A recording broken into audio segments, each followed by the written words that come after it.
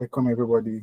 This is this class. Okay, this is our cybersecurity beginner class, which is going to run for 3 months, 12 weeks. So without wasting more time, let us go into the topic for the day, which is computer networking. We have to learn about networking because of its importance in cybersecurity. Networking is the foundation for cybersecurity. But before you talk of learning cybersecurity, you have to understand computers, how they connect to each other, and how they form a network. So that is our purpose.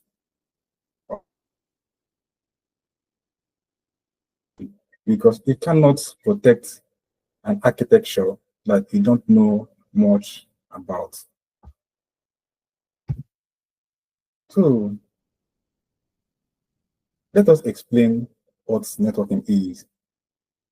The basic, starting from the basic of it. When you go to the market, you see a computer that you like, a device you like, and you purchase the device. Maybe you've seen the ad promotion, advert on TV, or maybe your friends have bought the same computer and you like the components, you like what it contains.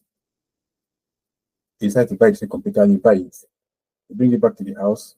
That is a standalone system. You don't need any connection for it to function. All the applications that are installed on it can run on its own. But when you now want to connect it to another system or another device for the purpose of sharing data or information, it might be in form of pictures, videos, or even want to send messages across the two devices. That is when networking occurs. So networking comes when there is need for two independent devices wants to communicate with each other. So what they send, they don't just speak to each other as normal human beings do, you and I do. So what they send are electric voltages, which are in binaries, zeros and one. Because computers, they don't understand human language, which is high-level language.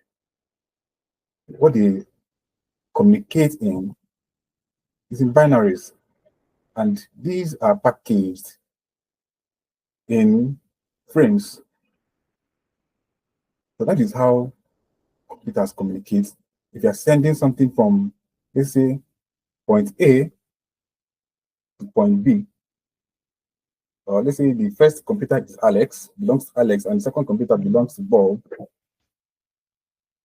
and both of them are communicating, they'll be sending packets, frames. These two words can be used interchangeably, but we will understand as we progress in this class what both of them mean and their differences. So these zeros and ones are not human readable. They are very difficult to understand. Just like you're looking at a bunch of numbers, zeros and one, representing exactly what I'm talking about. You get confused, you get thrown off balance, and you get lost. But that is how computers understand themselves. That is how they communicate. So they don't hear the normal language that you and I are used to. And there are also protocols that guide this sharing of information, this transfer of packets, this transfer of frames from point A to point B. And we call them protocols. For example, when you're calling your friend, let's say you're Alex and you're calling your friend that is Bob, there are protocol you follow to introduce yourself, to greet Bob before you guys go ahead and communicate, before you go ahead and tell him whatever you want to tell him or deliver the information that you have for him. First of all, when you dial Bob, your friend. You'll be like, hello, Bob. And Bob, on the other end of the telephone, will answer you, hi, Alex.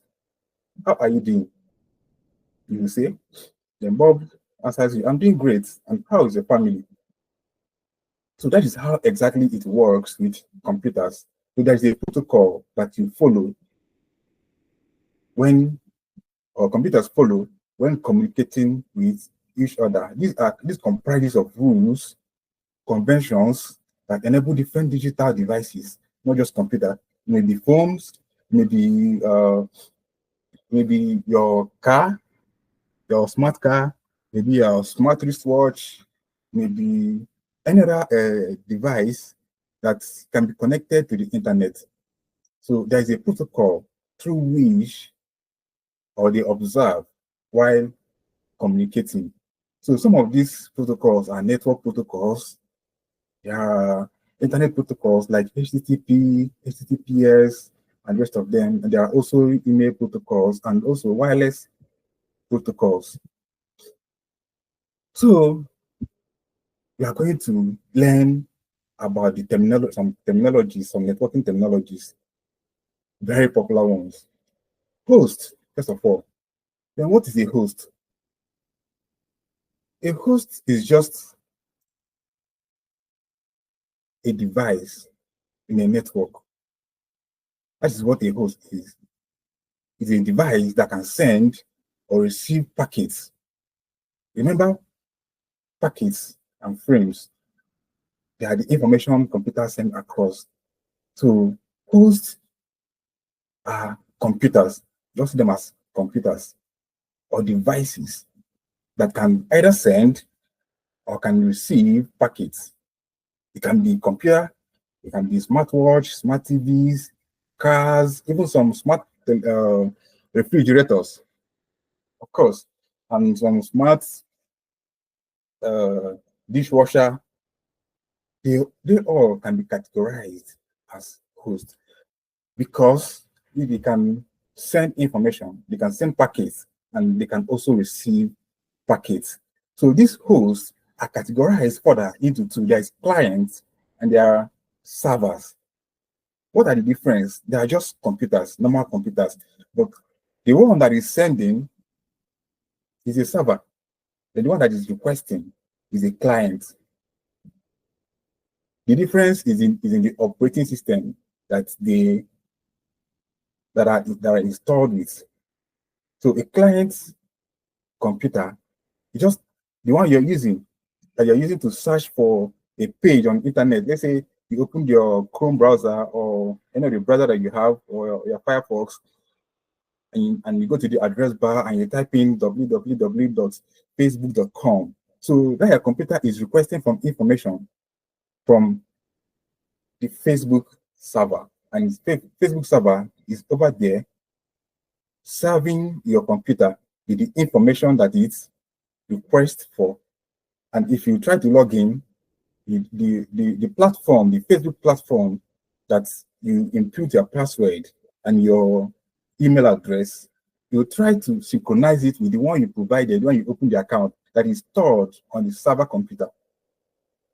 So when the server matches the information you provided with the one they have, that is when they will grant you access.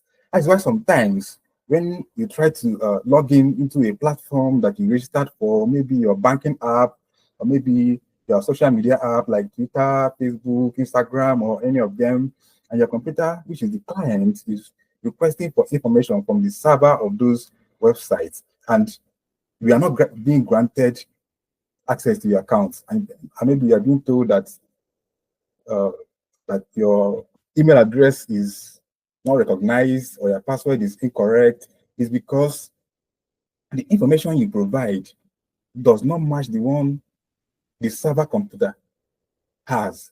So you now have to check through it and provide the right information. So there are client computers or client hosts, and there are also server hosts. So this server host, what they do is they store information and they wait for clients computer to request for them. so that they will serve them with this information, web pages, or anything that they demand for. So that is what server computer does. They are just the same computer, but they don't go off. You can switch off your client computer at any time you want to work, that you are done with your work, you want to go to bed, you can switch it off and keep it until the next time you want to make use of it. But servers, they don't sleep. They're awake day and night. And they use a lot of electricity, and they generate a lot of heat, so they need constant or a well ventilated room for them to be stored because of the heat that they generate. And the difference between the client and the server is just the operating system that they run on.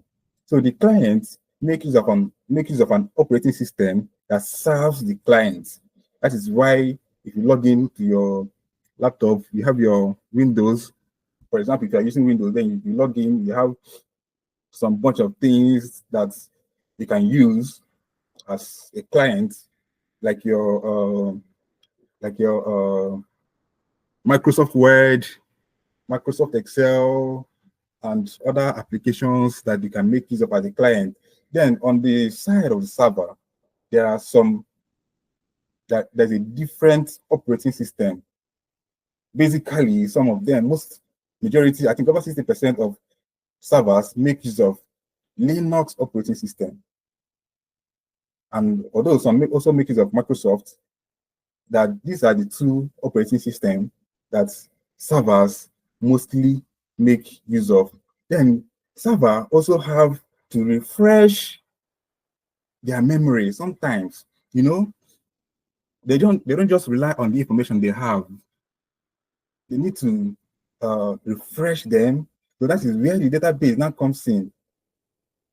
They have the database, and they have to consult those databases for them to refresh their memory. For example, even the servers can also function as a client when they request for updates from those databases. In those scenarios, those databases will now become a server, while the server, like the one that is serving us, now becomes a client. So any computer can function as a server, and any computer can also function as a client. So next is an IP address. What is an IP address?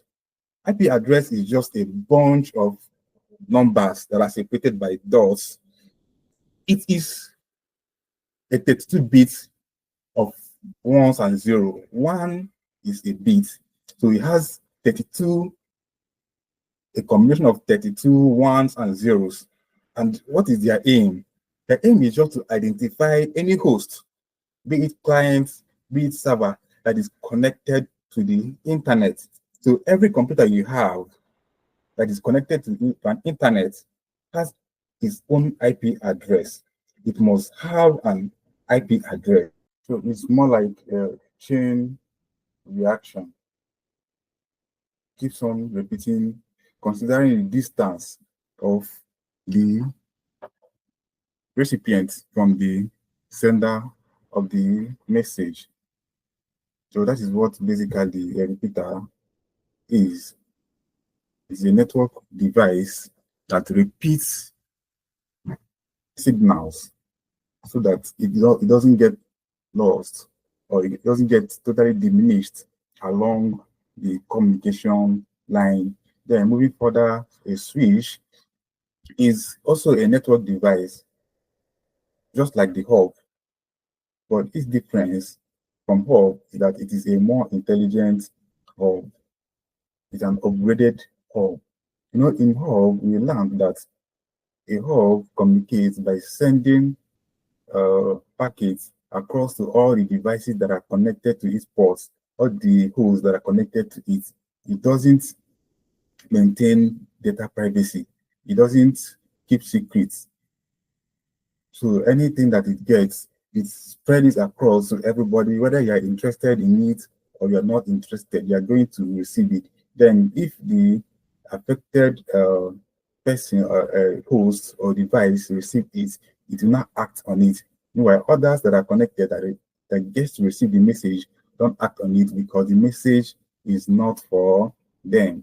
And that bridges what we call data privacy.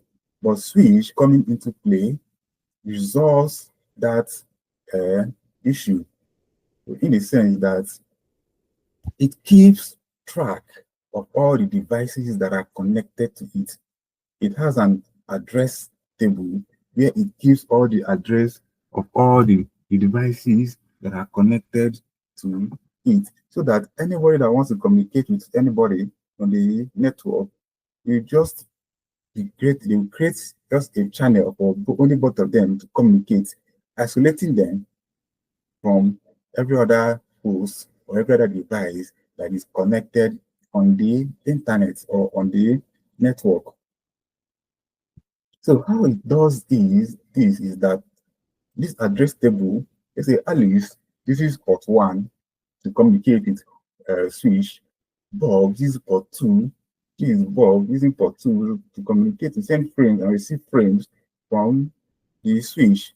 Then there is a Candy, which uses a port 3 to send and receive frames to switch. And also, finally, there is Dan also, who uses a channel 4 to communicate. And switch keeps track of all these ports, keep track of all these addresses of all of them and their ports, in the sense that if Alice want to communicate with Dan, it will, in the header of the packet or the frame, put its own address and the address of Dan. It's just like in a normal letter writing, you want to write a letter to someone, in the header section, you have to include your own address and the address of the recipient, and also include the actual body of the message that you want to send across, the actual body of the letter that you want to send across. So when you send it through the switch, the switch gets to see the message. It'll be like, okay, yeah, this is where Dan is. Okay, this address belongs to Dan, and if you forward it straight to Dan, Bob and Candy would be able to know that Alice and Dan are communicating. They are isolated from the network, and they don't get to hear the contents of the message that is being sent across. So data privacy is maintained in this switch. So that makes it an intelligent hub. That is why it is an upgrade on hub. It gives addresses of all the devices that are connected to it. Then there is Dan. Let's say, for example, there is Dan that is an introvert that doesn't talk too much. He likes to keep to himself, he minds his own business, and doesn't have much friends. He just he's a geek. Dan is a geek, and he just reads his books for a living. Then Alice, Candy, and Bob are the outgoing type of friends. So they communicate too often. There's much possibility that switch, because it doesn't get messages that are being addressed to Dan. It might even go ahead to even forget the address of Dan. So in that scenario, if in the picture Alice now sends a message to Dan, remember switch is what connects all of them together, and switch doesn't remember the address of Dan, the message is not going to get lost. What the switch is going to do is that it will broadcast it. You know what a broadcast is? It is going to broadcast it, and every other device that is connected, every other host that is connected to the switch is going to receive that packet, whether it is meant for them or not, including Dan also. But the issue now is that when those parties that are not involved in the communication receive the packet, they look at the IP address, they look at the IP address and be like, oh, this is not for me, this is not my IP address, so you'll just trash it. Then if Dan receives it, okay, this is my IP address, who remembers me? Oh, okay, Alice. what can I do for you? You don't go through the payload and read the information and act on it.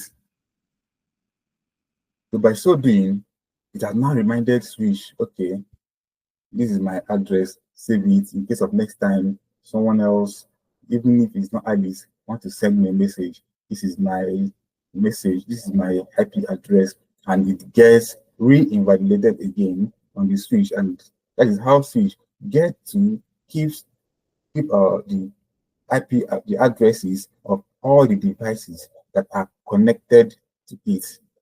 And that makes it more important, more valuable than the hub. Of course, hub is somehow addicted because who wants to uh, who wants to use such a device that doesn't keep secrets?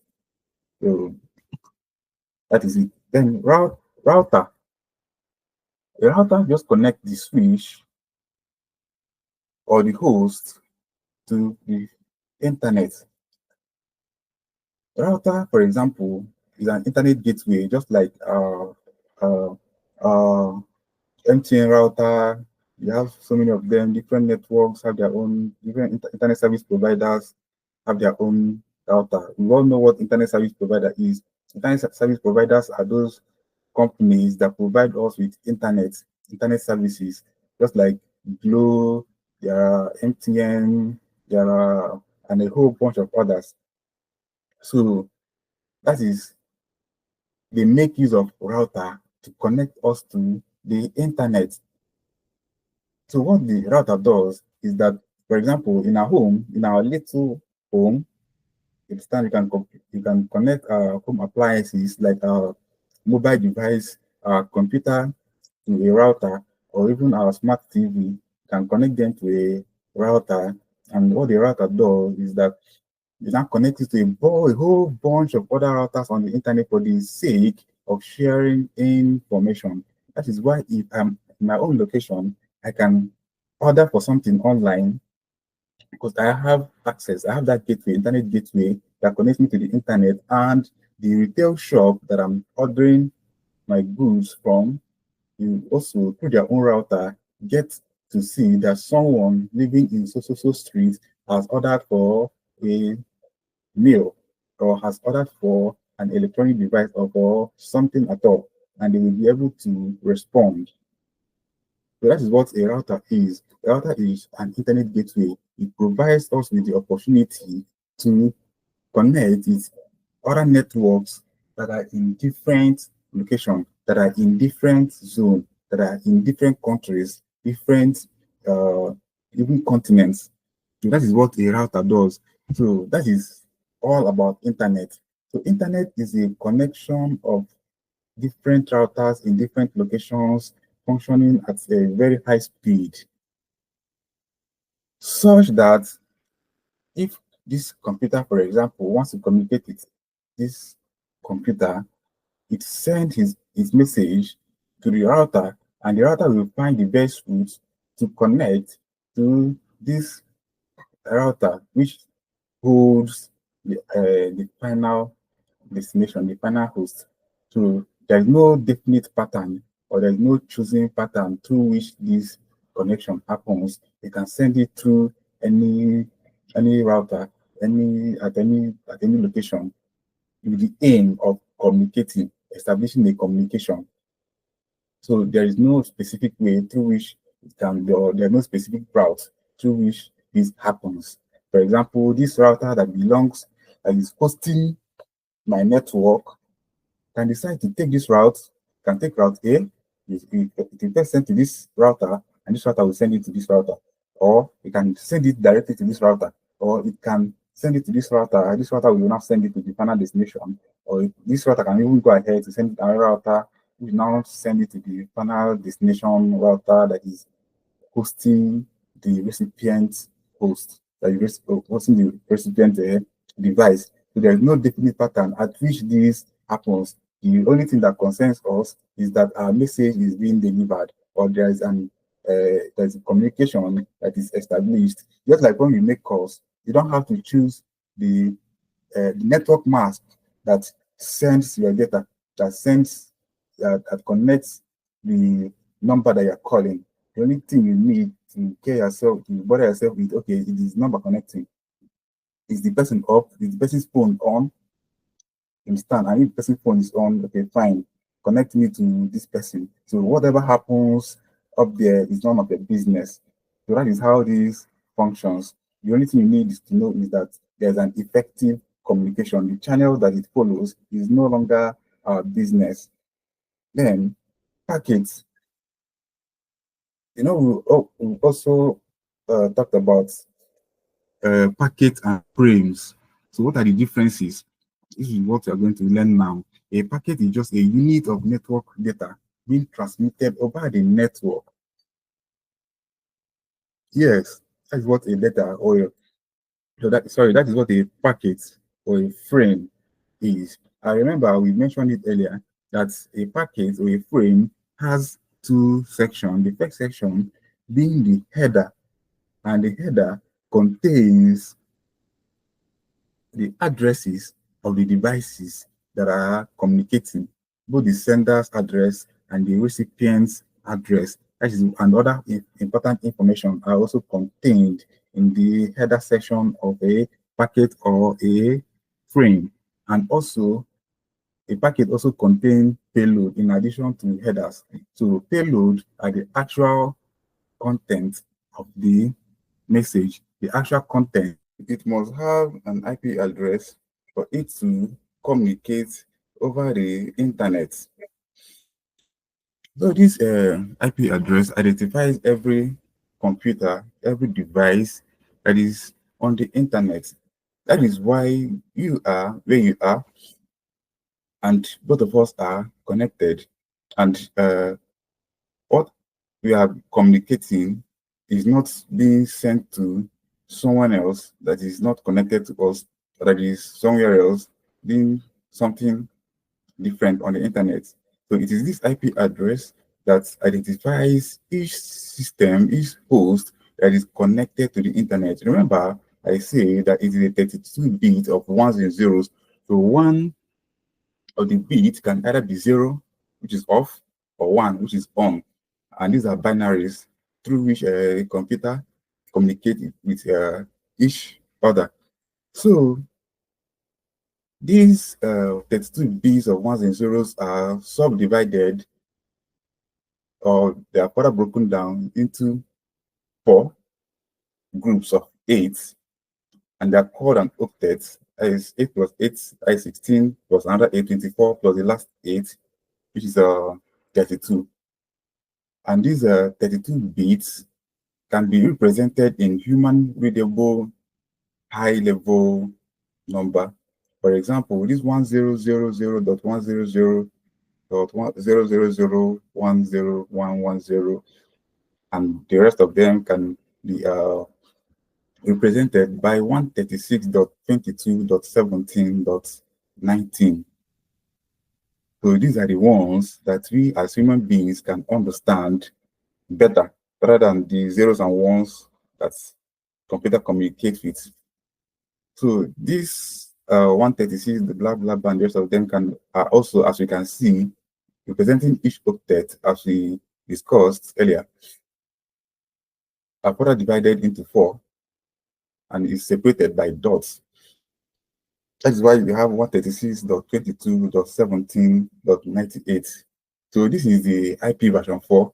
There's also IP version 6, which is an upgrade on IP version 4, because the people that did IP version 4, they did a very lazy work. So, and it's about, in calculating the total number of IP version 4, there are about 4 billion of them. So that means that it can only be assigned to 4 billion devices, and the population of humans in the whole world is over 8 billion. Imagine 8 billion people sharing 4 billion IP addresses, when some people will even be having more than 1 or 2 devices. So that is why IP version 6 was invented.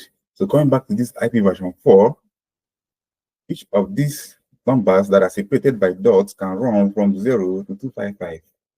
So which means this 136 can also be 1.1.1.1.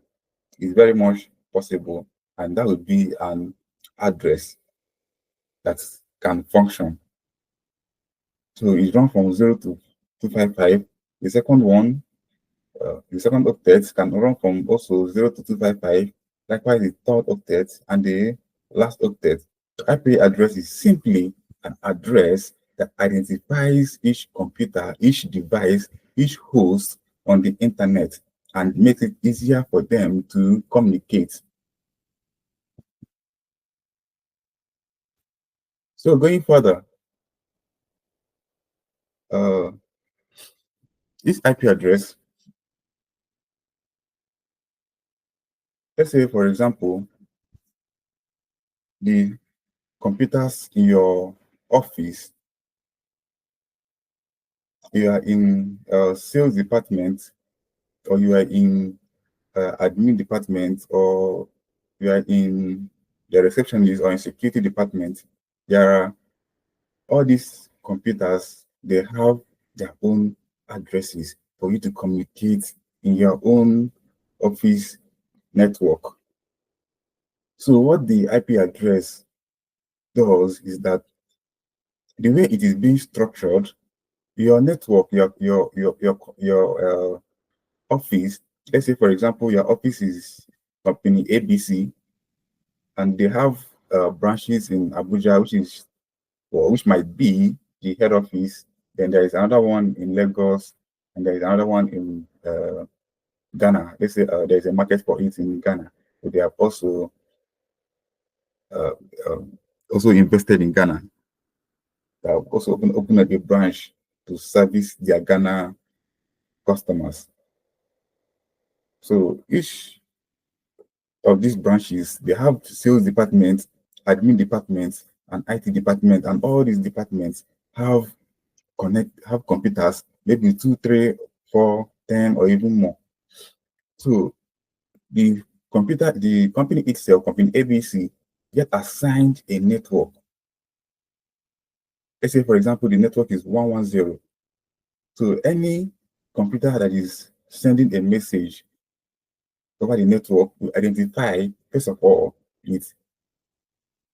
every computer that is associated with your company that is sending a message over the network will bear that network address 110 to identify that this is coming from this office. Then, for the Abuja branch, you may now have a network address of also 10 to specify that the computer is in Abuja branch. Or if you may have 20 in addition to the 110 to identify that it is a computer belonging to Lagos branch, or you might have like 30 in addition to the 110 to specify that the computer belongs to the Ghana branch. Then going further, there is a 33 that identifies that this computer belongs to sales department. This is about subnetting in IP address. So if you see 110.1.10.33, any computer that gets message from this range of IP address, notice that you now know that this computer belongs to the sales department of Abuja branch of company ABC. If it is coming from 110.10.44, it will automatically know that this is coming from an admin computer that belongs to the Abuja branch. And if it is 110.20, remember 20 is the address of Lagos, and it now has a 44 in addition to that. This means that this computer belongs to the admin department of Lagos branch. Or if it has 30.33 in addition to 110, this shows that the computer belongs to the sales department of Ghana branch. Likewise, IT department of Lagos and so forth. So the message I'm trying to pass here is that an IP address has two portions. It has the network address and the host address. So this X will now represent the host. Remember what we discussed about host? Host is any device that is connected to the internet. So just like a street, You understand? Your own house will have its own number that is that shows that it belongs to this street. So your street is the network, where your house is now the code that is now hosting you. So every device that is connected, maybe from Lagos branch, we have a network address of Lagos branch, first of all, of the company, then the branch, then the department. Then it may now have like 1 or 2 or 3 or 44 or 55 or 72 here that we present X with to specify your own particular computer that is attached to this network. Likewise for admin, any computer that belongs to the admin department and any computer is belonging to the IT department. That also is also the same for any of the branches of your company. Then going further, let us understand what a hub is. You know, before, initially, when networking started, that systems are started to be connected. First of all, computer A, let's say Alex, connect itself to Bob through a cable. So in that cable, electric current is being passed to communicate between these two devices. Then Cindy now joins the network, and maybe Daniel, maybe Esther, and they all use different cables to interconnect to each other. So which means Alex will connect to Cindy, Alex will still connect to Bob, Alex will connect to Daniel, Alex will connect to Esther, and Cindy will also do the same thing. And there is a bunch of cabling wires everywhere, littering the whole place. So to connect to solve this issue, there's a network device that is called hub that was invented. So what this hub does now is that it now connects all the system to it. Instead of having wire crisscrossing the whole places, running from point A to point B, it now has all the wires now connected. It has a port that can be used to connect uh, all the devices, all the hosts in that network. So what it means now is that if Alex wants to communicate with Bob, Alex will send the message to Hub, and Hub will now send the message to Bob. If Cindy wants to send the message to Daniel, Cindy will send the message to Hub, and Hub will send the message to Daniel. If Femi wants to send a message to Alex, Femi will send a message through this network channel to Hub, and Hub will send it to Alex. But the problem, the limitation with Hub is that it does not identify each device on it. So what it does is that whatever message that comes, it talks too much. It will broadcast it to everybody on the network. Whether you care about the information or you don't care about it, you are going to receive it. Then if you are the one that the message is meant for, you will not act on it. But if you're not the one, you can go ahead and ignore. So imagine when a lot of messages are being sent across, you know, Cindy, Alex, all of them are sending messages and everybody's receiving the same messages. So there is no privacy again.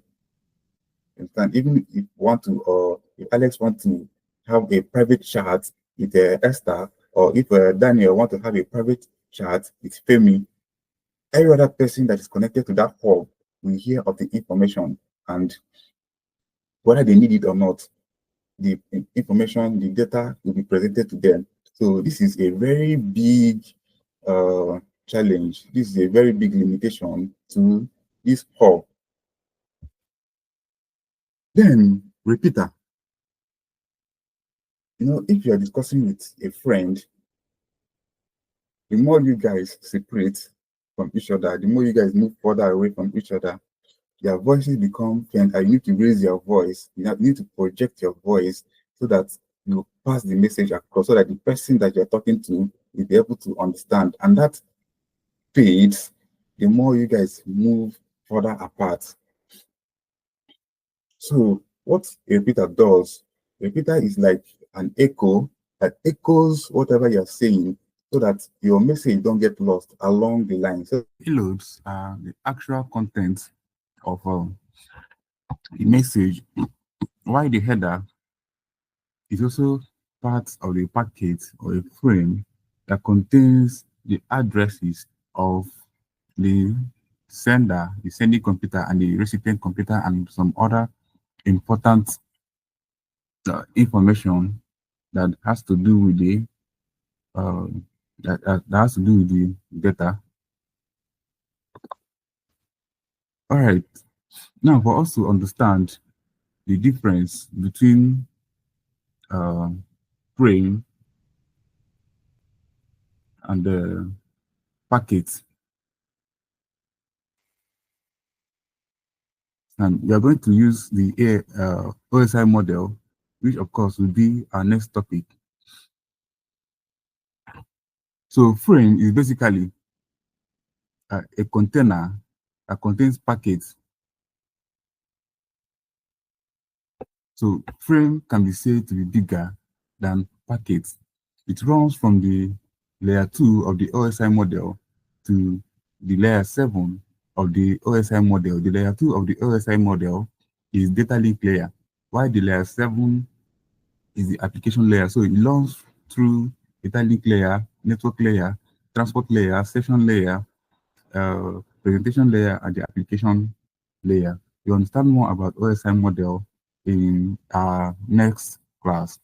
Then why a packet is just a fraction of what a frame is. So it runs from layer 3, which is the network layer, up to the layer 7 of a OSI model. Then finally, also segment, but segment runs from layer 4 of the OSI model to layer 7 of the OSI model. So OSI model is basically the way information passes across the device, starting from the starting from the physical layer, which is the cabling, like the normal copper cable that we all know, or maybe other forms of cable of cable. Then layer 2, which is data link layer. Layer 3, which is network layer. So we are going to discuss all these in our next class. So if you have any question, I think this is time for us to answer questions.